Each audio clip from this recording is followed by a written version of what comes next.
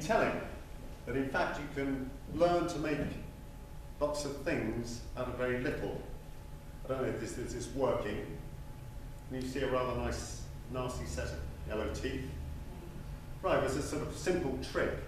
There's the sort of thing that you fill your time with in becoming an artist and a dyslexic. So anyway, this is part of the deal with making something out of something else. You don't have to whisper, come in, come in.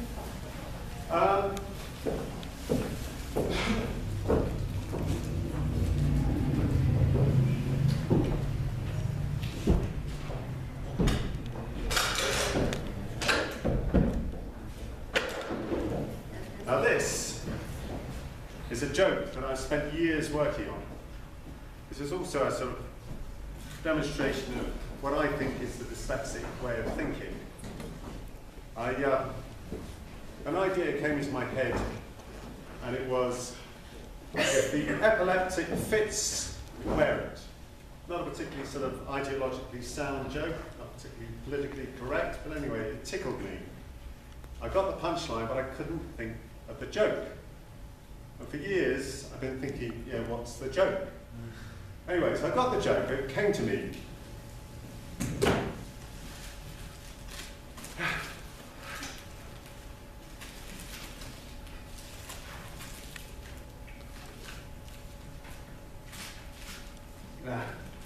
Shoelaces. Oh, a little bit of sadism that was, eh? Anyway.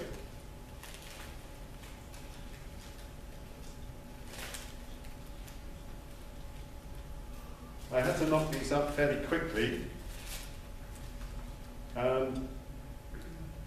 They're called epaulets. Most people knew that, I presume. Wonderful word, epaulet. Anyway, these epaulets should be made out of chips. These polystyrene chips, I knocked them up yesterday. They're not the best of chips I could do, but still. These epileptics are the chips that I carry on my shoulder. And I'm sure that lots of dyslexics do as well, but I'm talking just for myself. So I went and got an MA, a BA, and an Institute of Education sort of stamp of approval. But the old chip on the shoulder is still there. And it's very, very annoying. So I looked up about chips. Well, this is what I should have done in the beginning when I first started. I was going to explain it's quite tough talking to an audience. So if I painted myself blue like blue men, it would have been easier. So I could hide behind these and be the great Zucchini, which I am. So anyway, back to the chip. The chip on the shoulder is about not these sorts of chips, or not the same chip as the chip off the old block. Apparently, the chip on the shoulder is that if you're an aggressive bugger and you want to fight, you put a chip there, and you're in a bar somewhere, and someone goes, "You knock that chip off, mate." Yeah, who's asking? And you can have a fight because of somebody's knocking the chip off your shoulder. So anyway, here I am, chip on the shoulder, and ostracized. What a great word that is. It's like a sort of country, but sort of not country. It's like a bird, but not a bird. Anyway, so us dyslexics were ostracized. Any of you down there were ostracized? Yeah. Good. I mean, not good. No, but it's yeah. So it's very painful. So I'm beefing on about the sort of psychological effects of being alone, ostracized, and feeling sort of I'm not right, or there's something not right with me. And what it does to you. Yes. So what it does do is you end up by wanting to teach people or just earn a living somehow, and you've been told that it's going to be difficult for you, and you start believing it.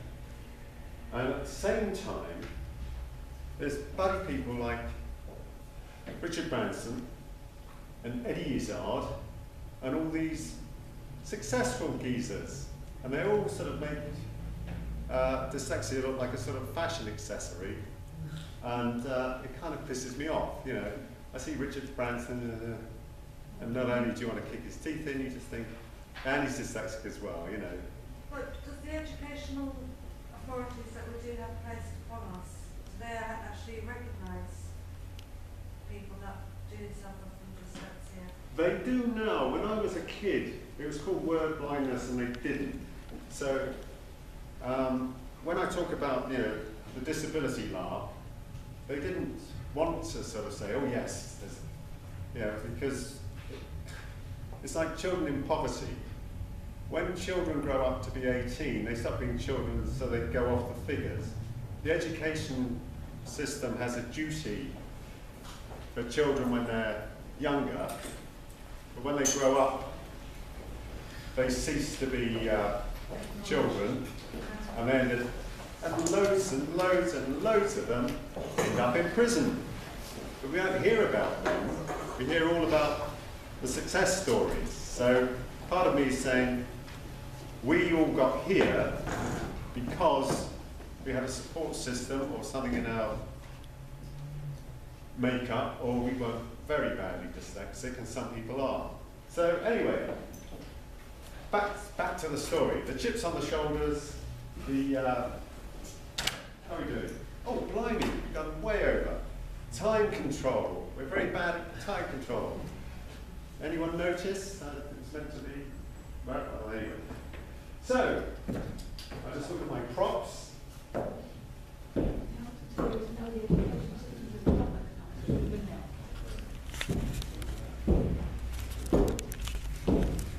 So yes, look, back to the old disability.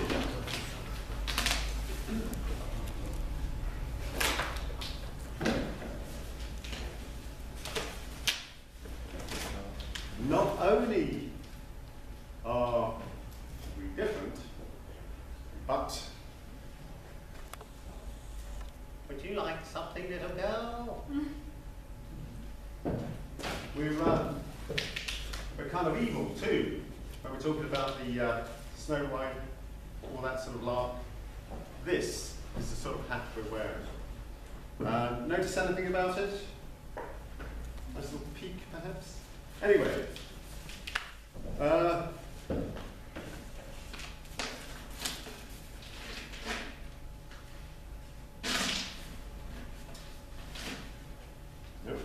not there.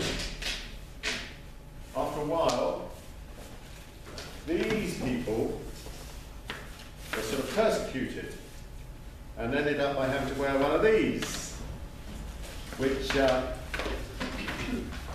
as you know, well, anyone know about the auto de fe? Of course you do. Oh, anyway, the Spanish Inquisition decided that people who didn't believe in their sort of God deserved to be punished. And they decided to have this thing called an auto de fe, which is, I think it's called an act of faith, I'm not sure. Anyway, so you had to walk through the town wearing a nice peaked hat like this, and in the end you got strangled and burned. But so a nasty little thing, not a good thing, this pointed hat. You might notice there's a theme happening here. Geometry. Geometry is very nice because it's very quiet, no noise, and you can disappear into a sort of another realm. But it has its downsides, and the light in the cone through people over the years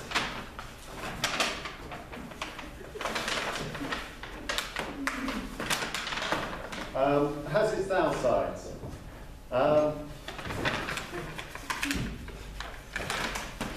Tarantino's got a film out, you may have heard of it. I think it's called Mandingo. No, it's not called Django Unchained. Anyway, so it's always nice to wear the other guy's clothes, isn't it? You know, let's go and sort of burn someone. Anyway, where were we? Yes. The deal. I mean, I didn't realise there'd be so many dyslexics here. I mean, I want to talk to other people. Anyway, so I'm trying to show you what it's like to be a dyslexic, and most of you bloody well know, so it's most inconsiderate of you. Anyway, so here I am. My chips, being told I can't concentrate, told I'm not going to get anywhere, and I'm trying to describe what it's like.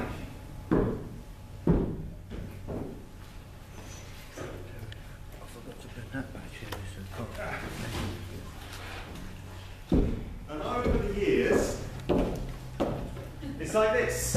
It's like carrying a bloody heavyweight with your chips, and it's very, very tiring. And I don't know if you find that, or if I'm just sort of handing it up and you don't find it this way. Is it quite stressful? Thank you. Yes, it is very stressful because you don't know where you are. You get lost. And my son has dyslexia, but he's got a different sort from me. He can do sort of higher maths and all that, but he can't get across town without getting lost. And I got a very good visual memory. Can't remember anything, house numbers. Those are my friends. I don't know the numbers of their houses because I know exactly where they are on the street. I know what coloured doors they are. Blah blah blah. So it's quite strange to have another dyslexic doing a different sort of thing from me. So the stress I'd almost forgotten about because I'm quite used to dealing with it. But only recently I went to Paris and I was with my wife and my friend, and they got lost, or I got lost. We had to meet at a theatre at such and such a time, and we were in Montmartre. I'd been on the metro once, and it was like a Hitchcock movie. Everything just disappeared. The words, I couldn't understand them anyway, and so that panic is very much, like it was when I was a child. That stress of, is that the bus you get? Is it on the right side of the road? That sort of thing. You live with it. How do we as people that suffer from dyslexia regain our confidence and self-belief once again to think that we can approach certain things? Well, we come to places like here, and we meet other dyslexics, but, I suppose you have faith in humanity that they're okay, really, and that, you try and sort of bury the sort of negative stuff, and, see the beauty of the world, see the good stuff. But also, my advice is to get shacked up with somebody who can read and write much better than you are. Than you can, rather. And I suppose that's part of the deal, that we're very lucky. We probably had people supporting us, and that the aspect of shame that lots of people have means that they find it very difficult to ask for help. And there is help, and that, people have gone through a lot of rubbish to get accepted dyslexia, and that it's very easy for people to think, oh yeah, it's a middle class malaise. But as I keep pointing out, it's the spectrum, and that the middle class forefront meant that people were demanding computers. They were demanding that their children should get help. Whereas a lot of people, it's a generational thing, and it runs in families. So if your family is illiterate, they're not going to be reading to you, they're going to have problems with authority, so they're not going to be going oi, my son's not getting a proper deal, my daughter's being held behind, again, why is this happening? If you've been sort of talked down to, you're very unlikely to say, no, I'm going to get what I want, I demand this. Whereas middle class... Can I just say yeah. about middle class, I'd like to challenge that. Yeah. I think, in my experience, middle class parents who deny completely that their child is less than perfect. And there's no guarantee that a middle class, it's not to do with class. Oh, yeah. There's no guarantee, it's just to do with right help that you have when you can access it. I agree, I'm sorry I've used No, the I mean, I class. also accept that middle class, also that, you know, there's been a drive towards it. Well, I would say you know, that... middle class parents really just, and schools, you know, are often a very high achieving school can be completely in denial about children of any, you know, having dyslexia at all. It's something that doesn't seem to be. Well, yes, I agree. So, Yep, okay, scrub that back. And many times with people that do something like this, are they a little bit ashamed and disappointed within themselves? Well, so I they think... don't have the drive to go forward. Depends on the person. Yeah, but I think if you internalise it, I mean, everybody's got parents who have all these great hopes for you, and as a parent myself, you know, you want your children to achieve a life better than your own, and when you see potentially that your little darling is floundering or not going to, the disappointment of the parent can sometimes make that shame even worse for the child, as far as I can see. No foundations. Pardon? Don't have any foundations, especially. Yeah, and well, I mean, back to the book thing. I mean, my parents and my mum read to me avidly when I was a kid, and I loved stories. And I may not have been able to read any of this stuff, but I looked at the pictures and the warmth and the sort of joy given to me by understanding stories was something that I could build on. That's something I could give to other people, it's something I could understand, and it's something that I could sort of, yeah. As I said, I wasn't very pleased with going to a Jewish school because of Hebrew, but a lot of these pictures of the Old Testament and stuff, I understand, and a lot of people don't because they don't know the stories properly. Whereas Moses and the golden calf. Who made the golden calf? How much gold was used? What, you know, why did you make that golden calf? You know, I was with the golden calf maker, definitely. And that's being taught a love of stories. And they were read to me, so that coziness gave me a lot of confidence. And a lot of people who don't come from a family where people read to them, don't have that, and it's not their fault. But I did look at pictures, and I did read the comics, because you could see the narrative. So I always got very snotty, you know, fed up with snotty people saying, oh, it's a comic, it's not really. So yes, I don't know if that answered the question or if it was a question. Anyway, I think I've sort of run out of steam. Anyone want to take the discussion? Or? Well, I want to ask, so what kind of strategies did you have? I had no strategies at all until I got to secondary school. And my strategy was...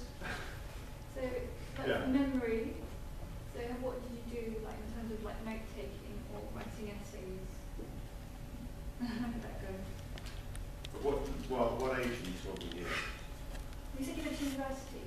Oh yeah. So what did you... I went to art college. In art college at that time you could make art, and just at the end you had to do a thesis. And so I wrote my thesis, watched my mother sort of pull her hair out and scream as she couldn't understand this stuff and made me read it to her. So I got my first degree that way. But yeah, I missed out a bit of the story.